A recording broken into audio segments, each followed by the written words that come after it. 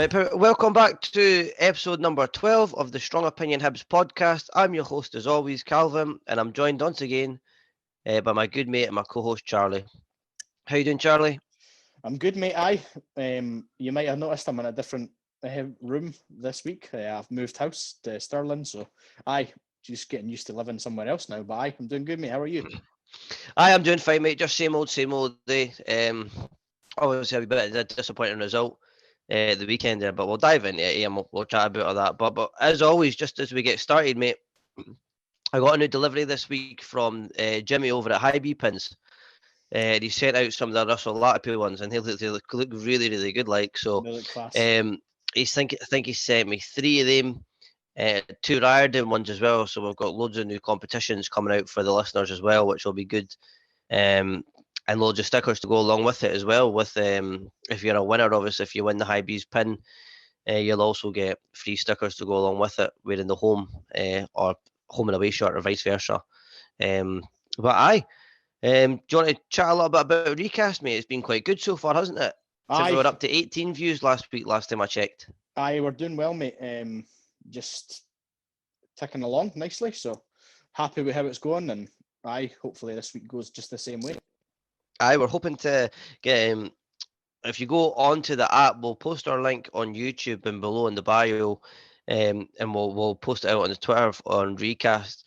But if you sign up using our link, we share the funds with Hibs, so the funds go to Hibs, so Hibs get the money for a view.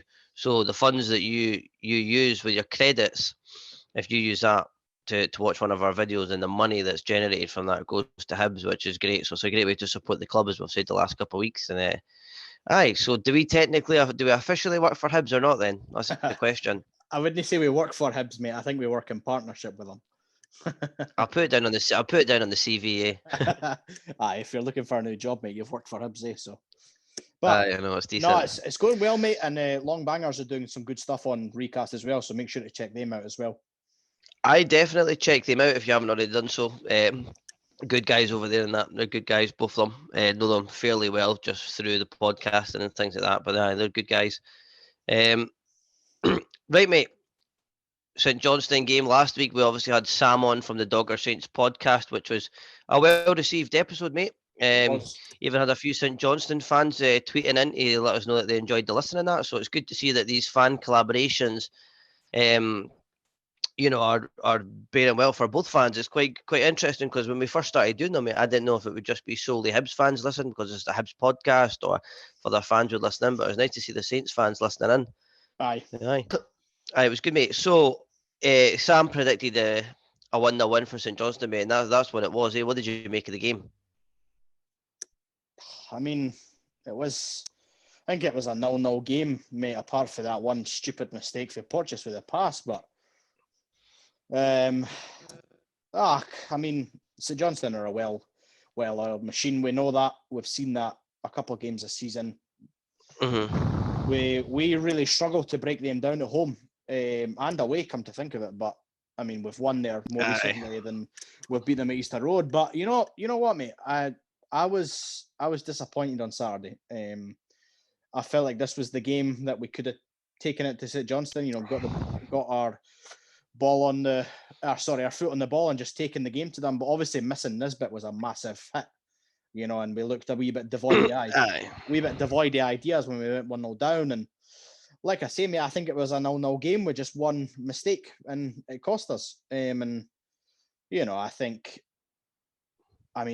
I've given Porteous it tight all season, most of on Twitter, but I think there is a wee bit of me that was like, he's still got, I hate how most fans were just on his back after the game, but it is what it is, mate. It was a biggish game on Saturday. We could have wrapped third up, but like I say, a wee bit disappointed after that. But it's important that we don't rest on our laurels this weekend. But we'll get to that later on. But how did you think it went, mate?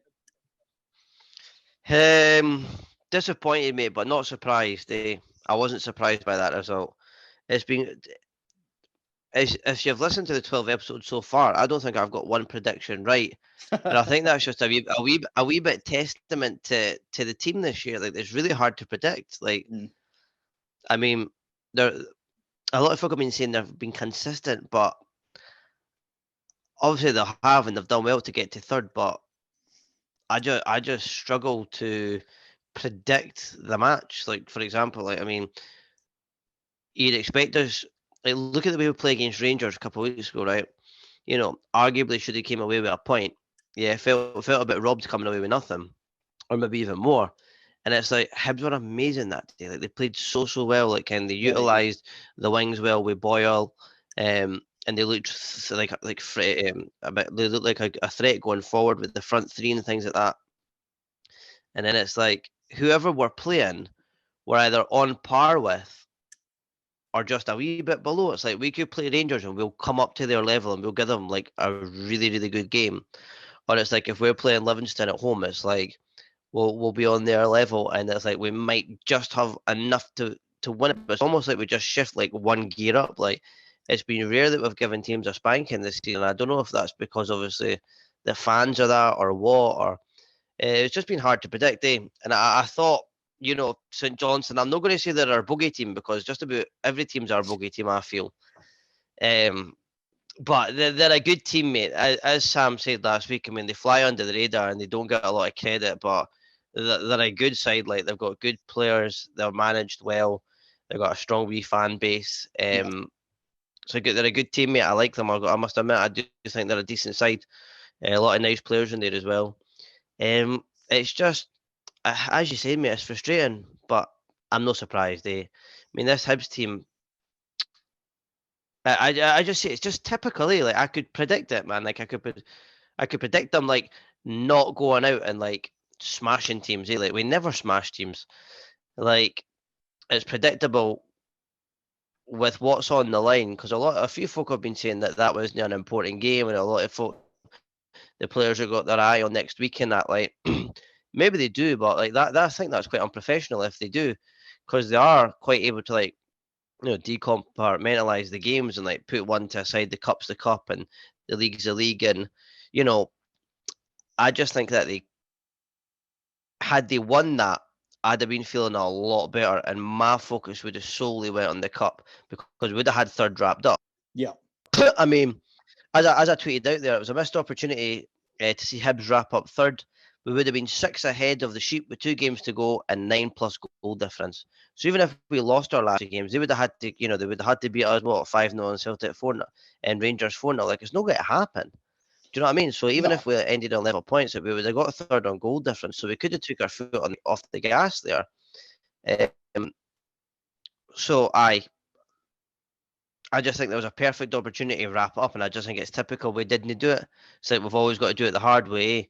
Yeah. And just on Porteous as well, mate. I sort of said last week, like, I cut him slack in that, but he's no young guy anymore, Like, he's still learning his trade. Like, everyone's still learning. Do you know what I mean? But like, he's obviously still like learning as he plays, and he's made one mistake. He obviously thought it was a good decision, and you can see he's trying to play out from the back and like pick a nice pass rather than just hoofing it like hoofball. But he's cost us a few times this year. He saved us a few times. As you say, mate, it is what it is. It's just unfortunate, and I think he'll recover from it. But I can't keep on cutting him slack because he's young, Like, he's 22-year-old. I mean, look at Haaland that plays for Dortmund. He's 20, and he's like banging in goals and that in Champions League and that. Like, it's, I don't know what's the difference in mentality to get from there, to where he is. But I mean, I don't know, mate. I feel like I've just ranted a whole load of rubbish. No, to be honest, mate, like, the build up to that goal, Porteous done really well to, he shoved O'Halloran off the ball, and then he's just a wee lapse of concentration has just cost us the game. And I mean, I'm trying to avoid giving him stick. I think most people who have listened to the podcast will know how I feel on Ryan Porteous, but I mean, he's probably our best defender. Let's be honest about it. I mean, And that, I mean, that says a lot, really. Probably. If a 22-year-old's your best defender. But the one thing that I do think about Porteous, I do think he needs a commander next to him. That if he does make a wee mistake, then someone who's like, pick your head up and let's get back on it. And I don't think he's got that beside him yet.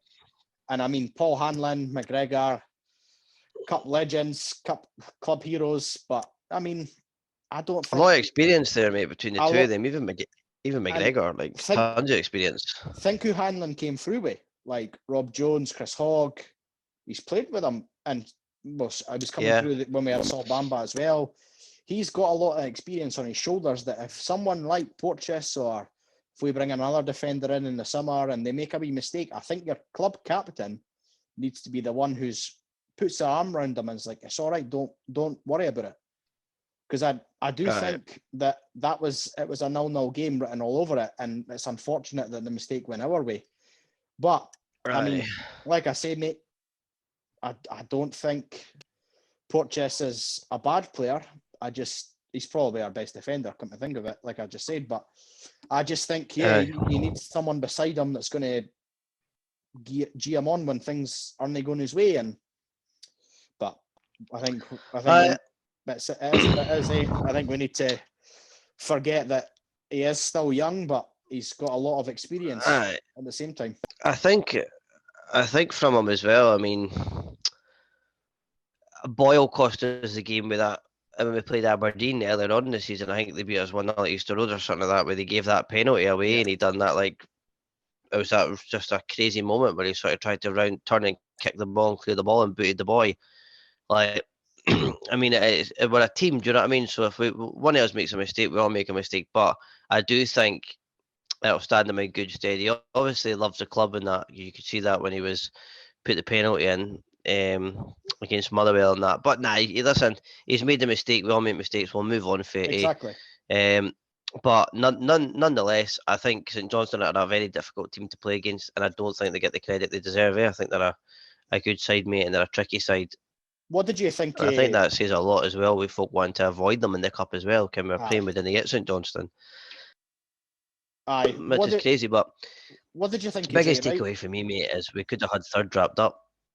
Aye, that's a good point, mate. What did you think of Dre Wright getting it? I thought he was good, mate. I thought he had a good game. I thought Dre Wright had a good game, mate. What about yourself? I mean, I think he looked bright the first 20 minutes until they maybe had a bit of a point to prove. Aye, especially against his old club. I think, I was surprised when he started because obviously nobody knew that Nisbet was injured, and hopefully he's back this weekend. But I mean, I've nothing really to add. I think he done all right. Probably looked bright first 20 minutes, but after that he was very non-existent for the rest of the game. And for what I can remember of it, because I've sort of forgotten about it already. So. Mm-hmm. But it is what it is, mate. And I think I've sort of run out of things to talk about in the game because it was a very, very. There was nothing really happened, eh?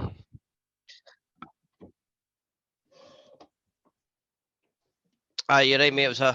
I feel the exact same way. It was a pretty dead game, wasn't it? It was pretty boring. It was kind of just a case of just cancelling each other out, eh? And it was interesting as well because after it, Callum Davidson said that Hibs are a good team. You know what I mean? So it's maybe just two good teams cancelling each other out. Aye, it wasn't the best of games, mate, eh? But as I said, I just think the most frustrating thing is we could have had third wrapped up. And aye. So, what do you think of the squad depth, mate? I've seen a lot of people on Twitter after the match saying, we're sitting there struggling for ideas and for creativity. Scotty Allen's out on loan. Stevie Mallon's out on loan. Jamie Gillen's no there. What's your thoughts on these types of players that are missing? I think that they're out on loan because they need game time. And to be honest, mate, like Scott Allen, I know he had his injury like he's not injury, he had his medical problems, but he didn't really fill me with a lot of confidence at the start of the season for some reason. And it might have been down to health, and I think it probably was. And, like Malin, he's a hit or miss player most of the time. He's a good player. I rate Stevie Malin. Me too. I do think that he is missing something from his game at Hibs. And I don't know what it is, because when he first came under Lennon, mate, he was our top scorer that season. And I think he's dropped off a wee bit. But maybe this, I don't know how he's doing in Turkey, mate. I don't really keep up with the team. You keep up a wee bit with it. Well, I follow the teammates so I can get the updates on him. He had the coronavirus a couple of weeks ago, but I've not heard anything since. So I'm assuming he's decent. And I mean, he's played against some top teams like Fenerbahce and that. And okay, that's him coming up against Ozil. Going to the Gullen point, mate. I think Gullen reminds me a lot of Shaw. I think the ball's in his court to make it at Hibs, no ours. So, but my big thing with our squad depth is I think we've got a good number of players in the squad, but I just don't think we've got a good quality players in the squad on the bench. If you look at that bench on Saturday, we had David Gray, McGregor, Stevenson, I think, Hallberg, and a couple of others, a couple of young boys. None of them fill me with confidence when they come on the pitch, being like they're able to bring us back into this. So, none of them, mate. And I think we're obviously missing Cadden. We missed Nisbet. Murphy's coming back, which is good. And then I think these are three key players for us going that could come off the bench if they're on the bench and change a wee bit of the game. And I think that's my biggest problem. I think we had a relatively good transfer window last year. I know some people would argue that Dre Wright wasn't the man or whatever, but I think we just missed that. What is it? I'm trying to work out what I want to say here that's positive about it, because we've got good players in that squad. I think we're just missing a step up in quality now. I think in the summer we need to get rid of some of the dead wood. Jack Ross will know who that is, because we're only fans that make these decisions, and bring in some quality players. That's really it. We've got a good squad, but it needs to be a wee bit I'd agree with you, mate. I think the problem for me is I think we've got too many players that are similar. There's too many players in that team that play in similar roles. And I'll mention a few players that aren't at the team anymore, but like the likes of like Slivka, Hallberg. Yeah. What's the difference there? You've got Joe Newell. I didn't see much difference between those three. You've got, obviously Jackson Irvine's a good player. For me, Scott Allen's a great player. He's better than all of them. When he's on his day, him and Irvine are like, you can see they're head and shoulders above. You've got Gogic is kind of a standalone player in the midfield, because he's that hard man. He's that sort of Marvin Bartley character that we had. We've not really got another hard man that you'd want in there for a game against like Hearts, Celtic, Rangers, Aberdeen, something like that. Someone that's hard in the middle of the field that can break up the opposition's play and then give it to us to go away and create an attack. But for me, we've got too many similar players. I mean, McGuinness. Where's McGuinness going to fit into that? Stevie Malin. Like, there's so many centre mids, and none of them have made like an actual claim for the jersey or like our first name on the team sheet. I mean, if you look back to years just past, you had like Marvin Bartley. Right, he's your hard man in the middle of the field when you're playing like Hearts and the big teams, and not that they're a big team, but like Celtic, Rangers and that and whatever. You had McGinn, who was like a hard man, a hard worker, but he could play as well. Yeah. You had McGeoch there, who was a bit of a pretty player. Like, he could make a good pass and things like that, and find a striker in the final third. There's a wee bit of difference there. Right now, I just see a lot of similarities between our midfielders and the ones on the bench. I mean, we've just signed that young laddie for Inverness as well. It's like, that's an exciting signing for me, mate, to be honest. I'd rather sign Scott Allen back. Nothing against the guy. I didn't ken him, mate. I know nothing about him, mate, so I wouldn't be able to get an opinion. But from what I've seen of him, mate, he's going to be an exciting signing, in my opinion. I think he's a left mid, which is a key thing to note, because we've only got Jamie Murphy. really that plays left mid, and he's been very injury prone this season. I mean, I like Jamie Murphy. I think he's a good option, but I think having young Daniel Mackay coming in, who, I mean, if the listeners had watched the Ross County Inverness game in the Cup, he took the whole Ross County team on and scored, and I think, right. It fills me with excitement that we're using younger players, mate. And the big thing, I know it's been asked in the listeners' question section, but it's nice to see us going in Scotland for a player for a change. Aye, we'll get to that, mate. But I agree. I think there's a lot of similarities in the squad, and you're totally hopefully right. Next year the additions will be decent. You're totally right. I mean, you could put any of them in there, and it's not going to make a massive difference in the outcome of the game. I mean, obviously, like I would say, Halberg's a little bit weaker than Newell and things like that. But I mean, if you've got Newell and Irvine, Halberg and Irvine, it's a very carbon copy to centre mids. It means nothing to me. Like it doesn't fill me with excitement. But like I don't. I totally agree, mate. And it's going to be interesting to see who Jack Ross keeps on after the summer, because there's a stake that he might get rid of a few of them. I know for a fact, having heard his interviews, that he wants to use McGuinness more often next season. But I mean, that excites me because I rate McGuinness.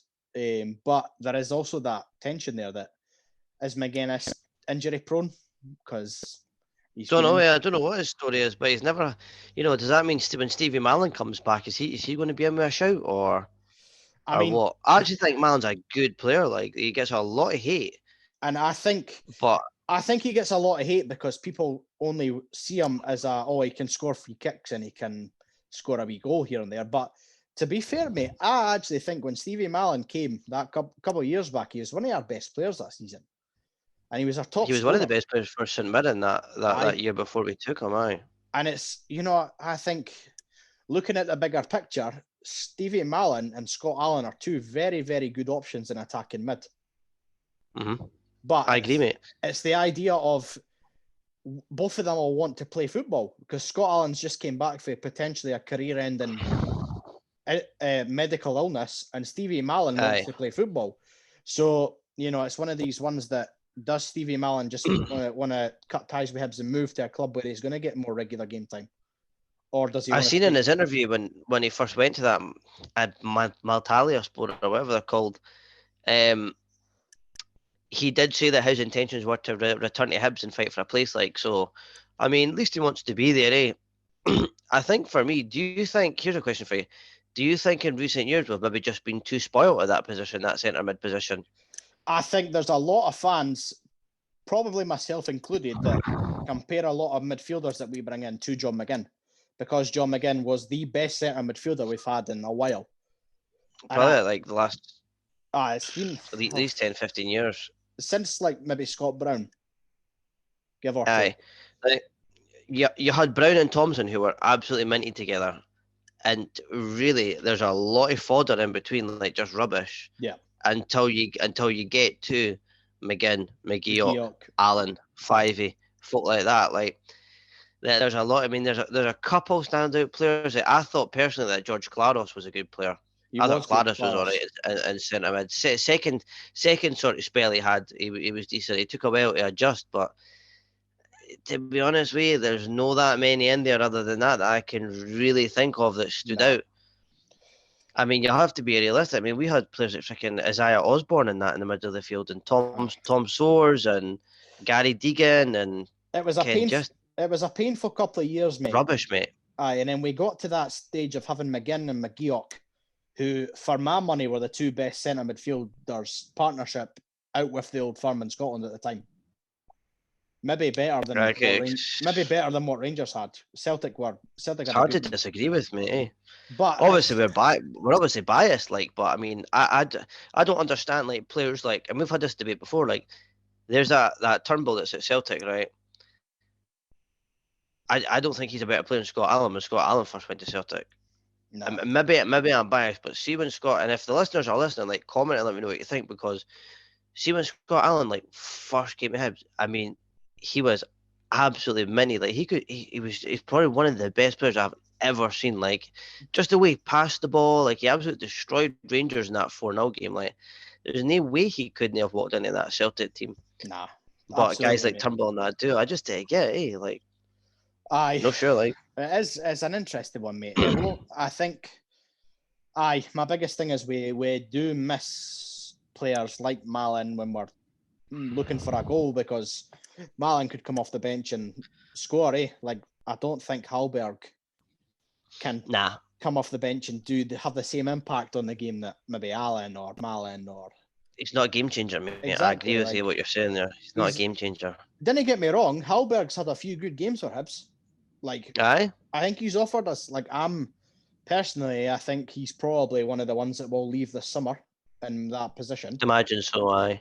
But this is a big, I mean, we'll get to the Dundee United game in a second, but this is maybe a big game for him with Gogic missing with suspension. I personally would play Hallberg over McGuinness this Saturday. Yeah. Like I say, we'll get to that in a wee bit, but this is maybe a big game for him. Aye. Well, that's an interesting topic, mate, what we've covered today. Like, just in terms of the squad depth and all like that. It's interesting. Just wanted to quickly talk about, before we move on to the Cup, there's been a lot of people out on Twitter. Obviously, we put out that tweet and there was a few people disagreeing, saying that, you know, the Cup has to be the main focus. And I think I was maybe a wee bit misunderstood when I said that, because what I was trying to say was that game at the weekend there against St Johnstone. Now, this is where it gets tricky, because for a club of Hibs, like stature and structure and like the facilities we've got, the fan base we've got, the money we've got compared to the teams around us, we should be achieving a lot more than we do, right? We've underachieved for years, right? However, we've underachieved on the park for years. Yeah. Compared to other teams like St Johnstone, for example. So a lot of people were saying, look, third place doesn't matter anymore. There's not that much difference between the money and third and fourth. But for me, I'm arguing it's the principle. It's the principle of finishing third. Like, I'm not going to say it's okay for us to just go ahead and bottle it and say, oh, no, it doesn't matter if we finish third. Like, if we finish fourth, it's still the same. Like, as long as we win the Cup. Like, yeah, that's all great. And I hope we finish third and I hope we win the Cup. Yeah, for right? sure. Of course I do. But at the start of the year, I'm pretty sure a more realistic ambition for Hibs would have been to finish third rather than win the Cup. Yeah. And what I was trying to say is, look, history backs that up. We've won the Scottish Cup once in 114 years. The likelihood of us going on to win this, I hope is going to happen, but history would say it's probably very slim. I mean, look at the last cup competition, that Betfred Cup. We were in there with 4 other smaller teams like Livy, St Johnstone, ourselves, and who was the other one? St Mirren. St Mirren. There's 4 teams there. You're saying, yes, the cup's ours. The Cup should be Hibs. History tells you, no, it's no. Yeah. Because there's something, I don't know what happens, mate, but if you look back, that's what happens. And what I was saying is, a lot of fans have only started saying, the priority is the Cup. It doesn't matter if we finish third, the priority is the Cup. They're only saying that now because Rangers been knocked out. In my opinion, if Rangers were still in that, I didn't think we'd be saying priority is the Cup. We must win the Cup, because a lot of folk would think, I mean, Rangers went unbeaten this season in the league. Obviously, they've been knocked out the other cups, but it's not really realistic for me, eh? And I was also just saying about realigning our expectations. Now, we've talked about this before when Murray Minter came on. And he was saying the same thing, you know, if you look at the history of Hibs, I mean, in the last 10 years, we've only finished in the top 6 twice, this year included. Yeah. Twice in the last 10 years. St Johnstone have done it 7 or 8 times out of the last 10 years. And in the last 10 years, we've won 1 cup. They've won 2. Excluding the championship, right? I'm not talking about that because that's irrelevant. St Johnstone have won 2. Like, if you look at history, it tells you St Johnstone are probably more likely to win the cup. Yeah. I mean, they've won 2, we've won 1. They've finished in the top 6 more times than us in the last 10 years. Like, why do we have this sense of entitlement that we're going to win it? Yes, it's because we're a bigger club financially, fan base wise, all these things. But on the park, I wouldn't say we are at the moment. And I think that reality, it's a tough pill to swallow, like, because I mean, I remember when I realised that Hibs weren't as good as I thought they were. Yeah. Do you know what I mean? Like, for me at the start of the season, I think Hibs should be winning a cup or trying to win a cup finals, semi-finals, and we are most years. But you know, winning a cup and also like pushing for third. But if you actually look at the history, mate, and you look at the fact without being biased, you look at it and you think there's no evidence to support that, mate. Eh? There's no evidence to support why we should be finishing third. I mean, we've done it. What, this will be the second time in the last 16 years. Aye. And we've won the cup once in 114 years. How the hell do you think we're going to win the cup again if we win it once in 114 years? I'm not saying we won't. I hope we do, and I think we've got a very good chance of doing it. I'm just saying if we don't, I wouldn't be surprised because I've seen it 100 times. Yeah. I mean, we've been to cup finals against teams like Livingston and that and been pumped with a very strong team. Yeah. I mean, we lost to freaking Ross County, in 2016, 17. Do you know what I mean? Like, these things happen to us. And I think what might change that attitude is we actually wake up and we realise, Christ, like, we can't underestimate these wee teams. Like, I'd rather play a Celtic or a Rangers in a cup final because the boys are up for it and they're the underdogs and we're not expected to win. So, you know, the game plan well and they go for it rather than play like St Mirren or that, because I think that's a banana skin, eh? Potentially. I really do. And I was just saying, yes, winning the cup obviously has like more financial benefits and like European benefits and things like that as well, and the merchandise and that. I think a lot of fans that I have read anyway, a lot of fans were saying that third doesn't matter, and I thought they were only saying third doesn't matter because it looks like we have bottled it. If I'm honest with you, I'm still not overly confident they'll finish third. I think the Aberdeen game will be a freaking tricky game. Like, my big thing now, it's got written in the stars that Camberry's going to score. My big thing now, I'm confident we're going to finish third because Aberdeen have to go to Ibrox and win, and nobody's done that. Aye. But my one thing that I want to touch on quickly that really annoyed, well, for lack of a better phrase, it pissed me off on Twitter.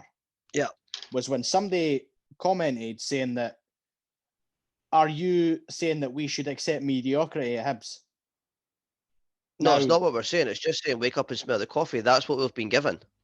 We have never once said that if we realign our expectations, that we are accepting mediocrity. My expectations at Hibs is that we should be winning the league every year and winning both cups. And now that's unrealistic expectations because I think we are the best football team since sliced bread. Because I'm a Hibs fan. If I was a Livingston fan, I'd have the same expectations. They're unrealistic. But my expectations at Hibs are that we get better every year. And we have got better this year. Finishing third would be a massive achievement. Finishing fourth, it's only £250,000 of a difference. We sell Stevie Malin for 250k. We've made that difference up. Now, I think if we keep progressing every year, get to Hampden a bare minimum of twice. That's my expectation going forward. We need to be at the semi-final of both cups. Yes, I can accept if we get Rangers or Celtic or someone else in the earlier rounds and get beat. But that's not accepting mediocrity by saying, I want us to progress as a club. Now, if we win a cup, ideal. And yes, I do think we'll beat Dundee United this weekend, and I do think we'll get to the final. But like I say, mate, and I'm only arguing this point that someone made on Twitter that we're not accepting mediocrity by saying what we're saying. We are saying that we've got realistic viewpoint on our club. Now, most Hibs fans that I've seen are saying, oh yes, we'll finish third, we'll win the cup. I probably agree with them. I do think we'll finish third, but I've got to be honest, mate, that comment on Twitter, it really riled me up. Like, I'm just confused. Where's the guy that commented? Where's your what am I trying to say?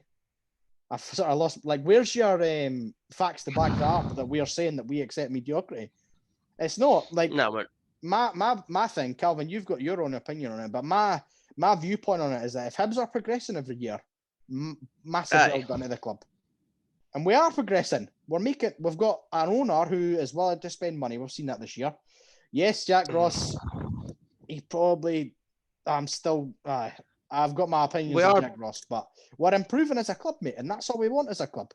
If we win the cup I'd and agree finish with third this year, improving. massive bonus. But if we finish third and get to the final and we lose it, I'm going to be annoyed. But we've still progressed as a club. You know And what I we've finished third in the Premier League. We've not done it in 16 years. You can't say it's a digression. We're best of the rest, and it's a massive platform for next season that players want to come to Hibs if they're like, oh, they finished third. They're the best of the rest.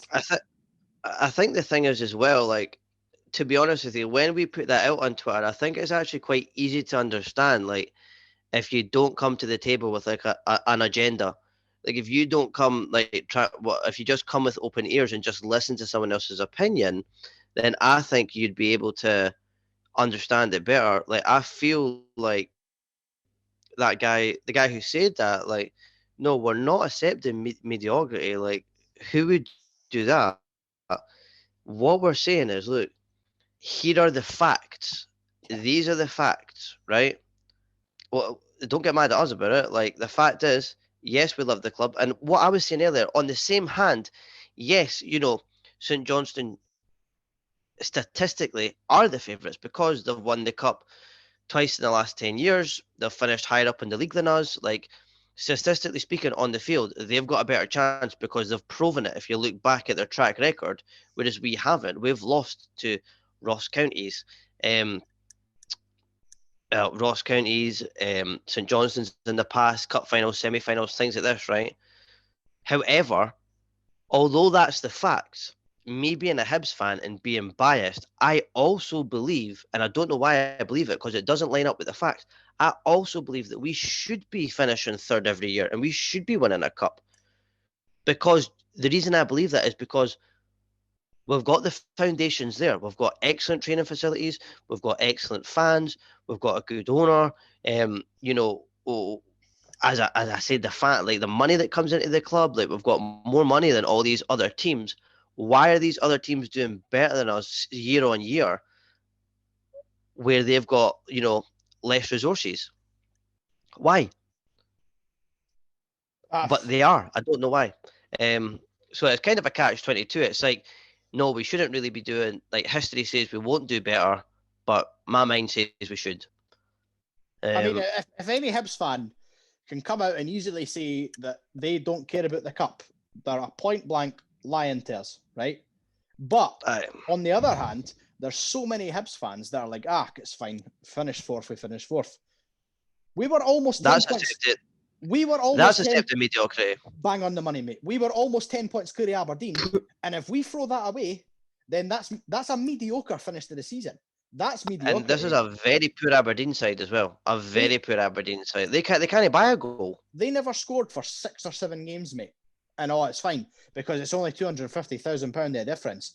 Didn't give me that nonsense. We should be fair. It's the principle. It's the principle. And I know I had a wee debate on Twitter about Saturday not being a big game.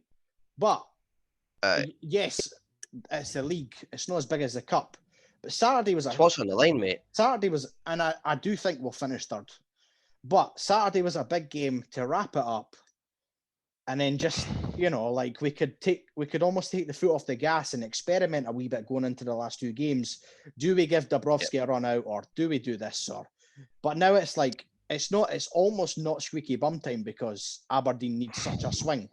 But at the same time, I'm nervous going into these last 2 games now, where it's no far off, mate.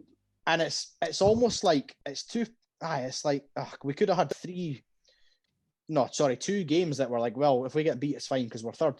Whereas now it's like, if we get beat, then we've got beat, and it's like Aberdeen.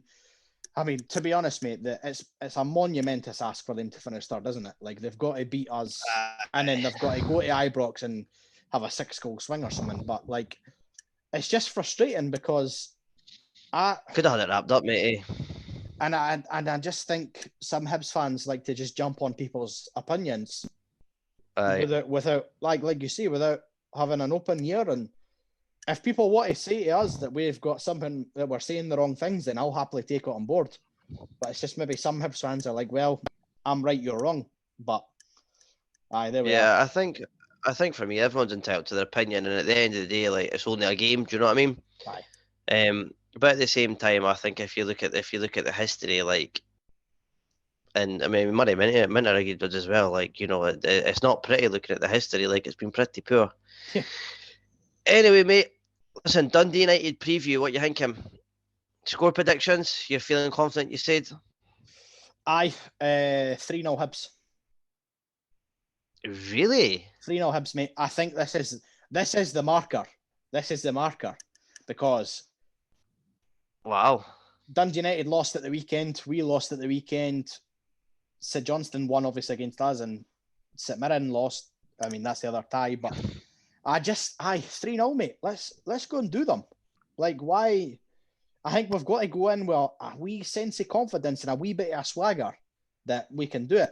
I mean, Gogic will be a big miss, obviously, and I think Hallberg will start. I'd be delighted if Jack Ross proves me wrong and plays McGuinness, because I think McGuinness, this is a game for him. But I do think, though, that if Nisbet isn't fit, then does he persist with Jay Wright and go Boyle up front? But I'll go 3-0, mate, and I'd imagine so. I'll go Doidge to get one, and I'll go Irvin to score one, and I'll say Paul Hanlon with a third. Well, mate, I'm not feeling as confident as you. Like, I think it'll be a much tighter game. I think I'd take a 1-0, eh? I'll go 2-0 Hibs. I think I'll go for Nisbet and Doidge. Why no? Or Boyle and Doidge. I'll change it, right. 2-0 Hibs, Boyle and Doidge. That's what I'll go for. Here's one for you, mate. Do you think he'll persist with Macy in goals? Because he's played every. I'll tell you what, he's made a statement. He's probably got a hufty. I think, but I personally would start Marciano. Got to go with the strongest team, mate. Marciano's the best goalie at the club. And I know Jack Ross said that he's a cup keeper, but like when you get to a semi-final, mate, I think, yes, it's a cup game, but you've got to go with your strongest players, eh? Aye, I would say so, mate. To be honest with you, I don't get the Matt Macy, like, the love he gets. Like, he's like, what, 6'6" or something, but I mean, I don't think he filled me with a lot of confidence after that Motherwell game, because I think he could have taken at least the second one. He came off his line, eh? It takes a bit of time with goalies, mate, to get that confidence and that feel good factor. Because I tell you what, out of all the positions, we'll probably see more goalies at Easter Road than freaking anything, and there's been a hell of a lot of bad ones, eh? So I've got trust issues with goalies, eh? Aye. And Hibs, man, after like Zibby and that. So I got to go with Marciano. He's an international goalkeeper. He's the best goalkeeper at the club. Whether he's leaving at the end of the season or not, I'd have him in the sticks. I think he's superb. And I think what's important is having consistency between the back five. Aye. So the defenders and the goalie. I think it's the best option, mate. Personally. Let's do it, mate. Who you got lining up this weekend? We'll go with that. Oh, mate.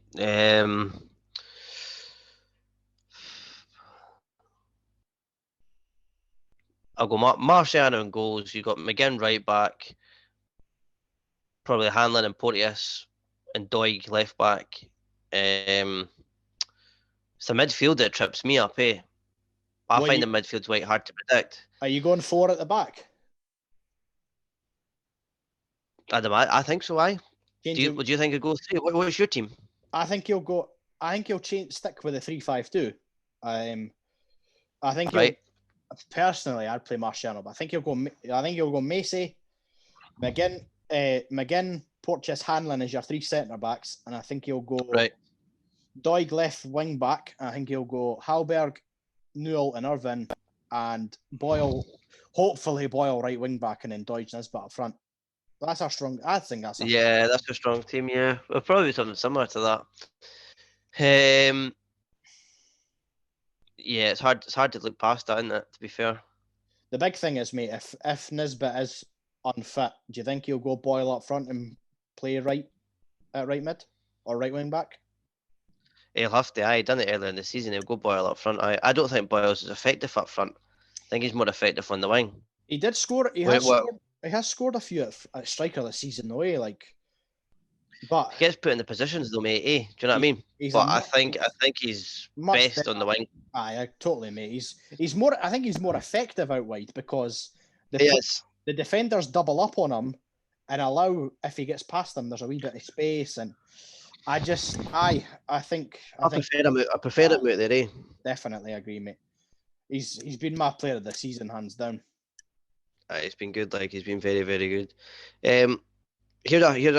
I was trying to look on the internet there, scrolling back through because I remember. There you go, Hibs Dundee United Scottish Cup final, semi final. Sorry, I think it was 2005. Oh, I remember that. Mate, I was 10 at the time. Right? That was my second time at Hampden. I mind that. I was 10 at the time, and we went through in the car. My dad, my brother, my uncle, cousin, and that, and we went through. We passed a Dundee United supporters bus on the. I mean, I was 10 years old, so I didn't ken the route we took, but we passed one on the motorway, and I can remember looking at the bus for the car. They obviously had their Hibs gear on the car, and there was a Dundee United fan. He must have been about, Christ, 20 or 30 or something, and I was only a wee laddie in the car. And I remember he just went to that and like stuck his middle finger up at me as we were driving past. And mate, I see when he done that to me, I knew we were beat. It just completely threw me off. I never expected like someone like a grown adult to do that to me. And mate, I was petrified. I thought, Christ, I better not tell my dad in case like he tries to pull the bus over or something. Like, and you're young. I mean, he wasn't going to do anything if I tell him. But I didn't say anything. I just thought, Christ, that was awfully weird. And I hope Hibs pump them this weekend, and I hope that guy has a terrible, terrible weekend. That's where I'm going with that. So I hope we pump them for his sake. Mate, it's one of these games though, Like, I think the St Johnstone one really opened my eyes a wee bit to how much I think Hibs are going to win every game. But I think this is going to makings of a quality cup tie. I don't think Dundee United are that. I don't think they're that great of a side though, to be honest, mate. Nah, they're not really that. To be honest with you, they're quite hard to predict, but they're no the Dundee United of old. Like there's no really that much between them. And I mean, their strike force is good, but mind you, when Mike Nulty was at Hibs, I didn't think he was amazing. But then obviously he went down to Sunderland and that and got a game there, and then now he's back up at Dundee United. Like he must be all right. And obviously, there was Aberdeen they beat the other week, 3-0. I think the big problem I've got with that game is Dundee United played well, but they were playing an awful Aberdeen team, though. Like, it's going to be. That's true, yeah. It's one of these ones, mate. Like, it'll be interesting to see what we do against Aberdeen next week. I think it's next Wednesday. But to be honest, mate, like Dundee United aren't a great team. I think they're marginally better than the teams below them, but it's one of the. Last time we played them at Hampden, we've done all right. So hopefully it's the same this week. I don't think they're a good side at all, But I mean, where are they in the league? Are they 7th or something? 8th? They'll be 8th. I think Motherwell are 7th. No, St Mirren are 7th. Dundee United are 8th. Are they? Aye. I think Jesus. Motherwell are 9th. I'm checking it now, mate. Aye, but they're what? 7, 8, 9. They're 9th. To be honest, they're not. My big thing is if we get the first goal, we're in the final. I don't think Dundee United have got enough in them to bring that back. No, I don't think they do, but it's difficult because see if we go a goal behind, I usually think 9 times out of 10 watching Hibs, they need to go a goal behind before they realise they're playing. Aye. Like, so it'll no faze me if we go behind, but hopefully it doesn't like bring deja vu to the players because I mean that's twice we've been to Hampden this year and beat both times, Played well in both. Aye, I think we're a different team now than we were when we played St Johnstone. I think we're more of a not confident unit, but you know what I'm trying to get at. Like we're they've grown together, the team. I think this one really is going to be a marker for Jack Ross because you can't get to 3 semi-finals and lose them on in the same year. I think that's true. Strategically, he's going to have a very, very, probably focused in week, and this will be his biggest game of the season. I think it's our biggest game, maybe since we won the cup. I would say. because if you look at it's a big one. It's a big one. Like, if you look at the windfall to get into the final, if we win, you know, we win the cup, we get guaranteed European football till the end of till the Christmas time. Life-changing amount of money pumped into the club for all this, and it's a huge game, mate. It's our biggest game of the season by far. I think we'll win it as well. I don't think Dundee United are a great side, but they've got a threat going forward. I like is it the number 5 that plays for them? I didn't actually care. He's let me see if I can find him. I'm not sure who he is. Big bald guy. Shaved head. He's decent. Like, I mean, no, who is he?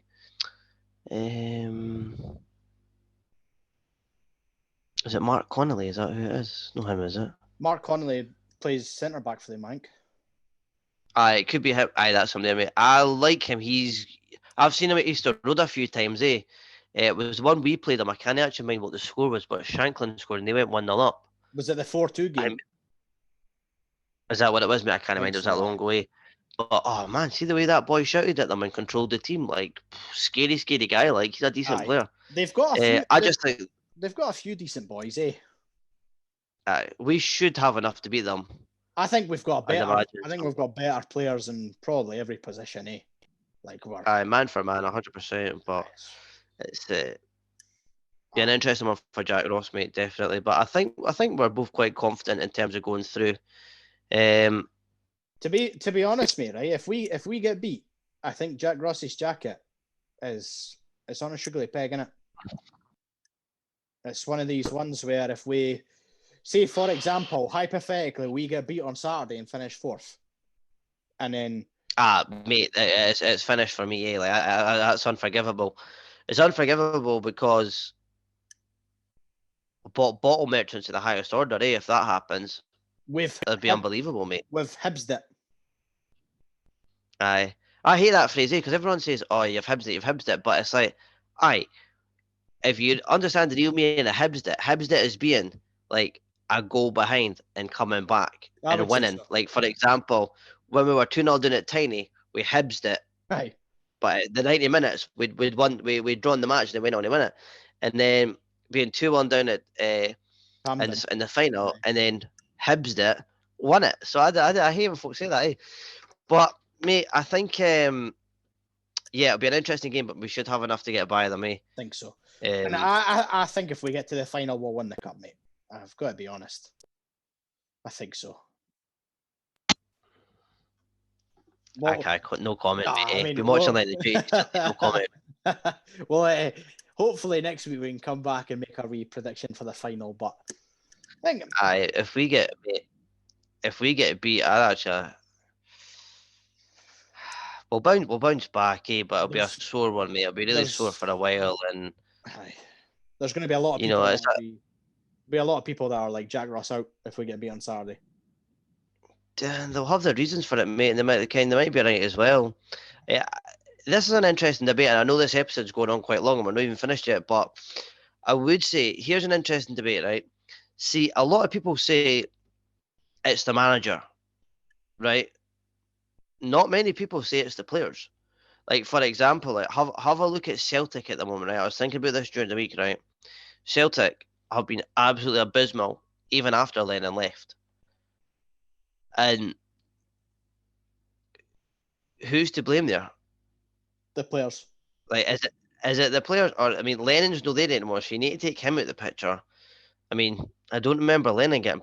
Well, maybe he did. I can't actually mind, because I did watch old firms, like, getting pumped for winning an old firm. Nah. Like, it's, for me, like, as much as Jack Ross can do, like, I mean, he set those players up. Even in that 3-0 win against, defeat to St Johnstone, first 20, 30 minutes, you're looking at that and thinking, Christ, we're absolutely over them. This could be, a high-scoring match for us.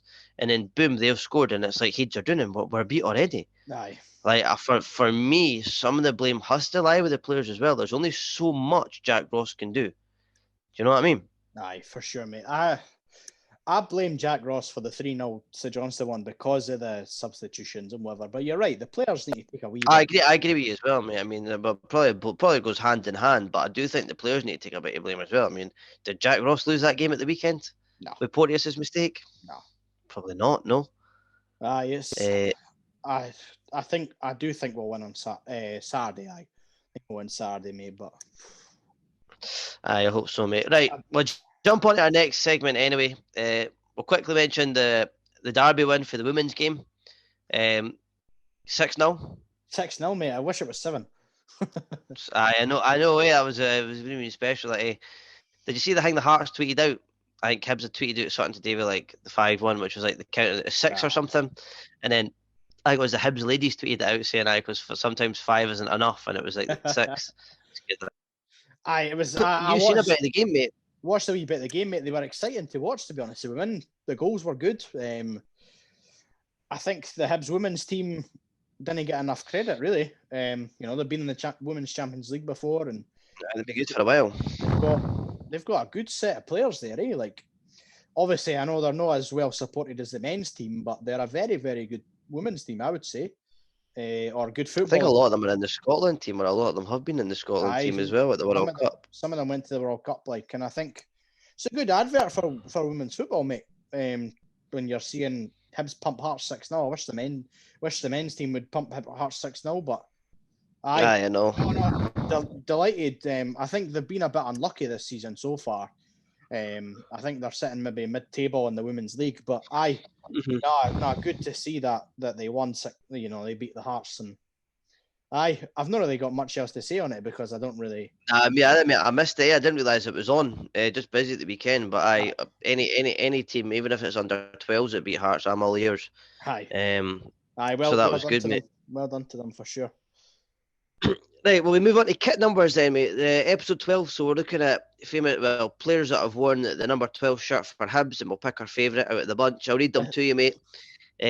Fraser Murray, Ross Laidlaw, Neil Erdley. I'm not too sure who that is, if I'm honest with you. Richie Towell, Philip Marias, Shelton Martis, Kevin Nicol, and then Derek Townsley was a wee bit before my time, and so were the other boys on the list, so I'm not going to bother reading them out. Have you got any preference there straight off the back? It's this is painful, mate. This is in the one that it's not the most flattering class. I know who mine's is like. I know. I mean, the only one that stands out is Philippe Maurice, because that was really he was all right. But the rest of them, I mean, if I could name drop some of them, Shelton Martis was a bomb scare. Kevin Nicol, he was all right. Ross Laidlaw was hopeless. Neil Erdley, who? Question mark. Yeah, I'm not sure. Like Richie Towell was all right. Come and not sure who that is, mate. He was all right. He wasn't amazing. He was in the sort of Shan era as well, that 2011, 12, 13 season. No. I'm going to say Philip Marias just because we went to hospitality one night. It was the last game of the season via Motherwell. We actually got beat 2-0. Years ago, mate. Years ago. Must have been about 2005, 6 or something, or 2006 that they came. And we were pulled into the car park at Easter Road there, and out stepped, players were coming in. It was Clayton Donaldson and Philip Marias, and I got my picture taken with him, so Marias, decent guy, he actually spoke like very, very good English, like in an English accent as well. I think he was Portuguese. He lived in England. I think he played there for a wee while as well. I think he might have been at Queen of the South before he went to us or after us, but I liked him. I think he was a tricky winger and he scored a few for us, if memory serves me rightly. But he's the only one of that list that I have any sort of good memories of. But there we are. Yeah, I'd agree. Aye. Right, we'll move on to the last section. It's been a long one tonight. Listeners' questions. I'll read the first one out to you, mate, okay? So, it's by Simon Mick, 1875. So that's Simon, MCK, 1875. And he said, rather than searching down south all the time for new signings, should we be looking at more players in the lower divisions in Scotland? Daniel Mackay has agreed a deal and looks very promising. I'll let you take this one, mate. Yes, I mentioned earlier in the podcast, I do think we should be looking more Scottish-based. Not saying that there's decent talent in England, there definitely is, and otherwhere, and but I just think looking at Daniel Mackay, exciting player. I'd take a few boys for Rafe. To mention another team in the championship, there's a few boys there that I'd have, like Regan Hendry and obviously, Jamie Gullen is playing there as well, but I don't know about him, but on loan for us, obviously. But I think we should be looking more at Scottish-based players, mate, because I agree with you, mate, and I think the thing is as well, if you look across the board, I mean, I said it last week when we had the boys for Dogger Saints on. I mean, Celtic use us as a feeder team, so do Rangers, right? Why do we not using Dundee United, Motherwell, St Mirren's? Well, we kind of do use St Mirren a wee bit. Teams like that, St Johnstone. I mean, why are we not taking Jason Kerr off of St Johnstone? We should. Why are we not taking Declan Gallagher off of Motherwell, or the boy in the middle with the shaved head? I can't remember his name. Is it Alan Campbell? That's right. Why are we not taking Alan Campbell off? This is just spitballing here. I'm not saying we all should sign these players or what. Why are we not taking him off of Motherwell? Why are we not taking Jason Kerr off of St Johnstone? Why are we not taking that Ali McCann off St Johnstone? Why are we not taking who else is decent around the league? Can't you think the now? Why are we not looking at St Johnston's keeper? As a replacement? Why are we? What? You know what I mean? But then the problem lies into what we've talked about the last couple of weeks is we do feed off those teams and the players they're crap when they come to Hibs. Paul Heffernan, mince off a Kilmarnock. He was their top striker. We took a few others in the Ribbon Vine, Liam Craig. And a lot of them don't perform when they do come to Hibs. No. But the recruitment's getting better, but it's not been amazing as of late, mate. It's not been amazing. But a lot of rubbish players, the recruitment has been a bit shady at times over the past few years. There's too many to count. But I do agree. We should be looking within our country. I agree with you, mate. So yes, I think there's a lot of good talent in Scotland that we could easily be taking. Second listener question, mate, from Josh McIntosh. Is Jack Ross the man for next season? Ask me that one next week. If not Jack Ross, who? I'm joking. I think Jack Ross is the man for next season. But like I say, if he gets beat and finishes fourth, gets beat on Saturday, then it's Jack on a sugary peg, mate. But I do think he is the man for next season because we've progressed under him. We're doing a lot better. So I'd like to see him with a better caliber of players. I'd like to see him with another window. I just feel like there's a lot of players there that aren't his, like Joe Newell. But to be fair, Jack Ross has got the best out of both of them. So he has. He's done well. I think, as I said, it comes back to the debate: is it the manager or is it the players? And I think it lies a bit with the players, in my opinion. Jack Ross puts our strongest team out and we can't win the game. I mean, what more can the guy do? I know. Do you know what I mean? Aye. Players have got to be hungry as well. Aye. And then we kind of touched on this one as well, mate. Just the last listener's question here was for Lewis McKinnon. What changes would you make for the starting 11 from Saturday's defeat? I think you covered it, mate. The only ones I would do would be Marciano to replace Macy in a cup game and Hallberg for Gogic. And hopefully bring Nisbet back in as well. Actually, come and get. Is Gogic banned? How's Gogic banned? He got sent off in the last round. Oh, that was the last round. I thought it was at the weekend. Nah, you're right. It was the last round. Nah, that makes sense. Mine because he went for that. Well, he went for the shoving match. He'll not miss the final then, will he? No. It's only a one-game ban. All right, aye. Well, mate, that's it. That's the episode done and dusted, mate. If you make sure that you follow us on Recast, watch the video on Recast. We'd encourage you to do that over the other platforms, and the reason is because the money does go to Hibs, so it's a no-brainer. Everybody will benefit from it. any money we can pass on would be great. And Hibs pins, guys, keep your eyes peeled on the Twitter. We're going to be putting out another Hibs pins competition in the next couple of weeks. So there is a lot of pin is up for grab, and so is the Derek Riordan one as well. And they're both quality badges, mate, and nice piece to have for free. So yeah, keep your eyes peeled, mate, and hopefully we'll log on next week and Hibs are in a cup we're on final. our way to the final. Aye, hopefully, mate. Well, yeah. Brilliant. Right, till next time, mate. Cheers.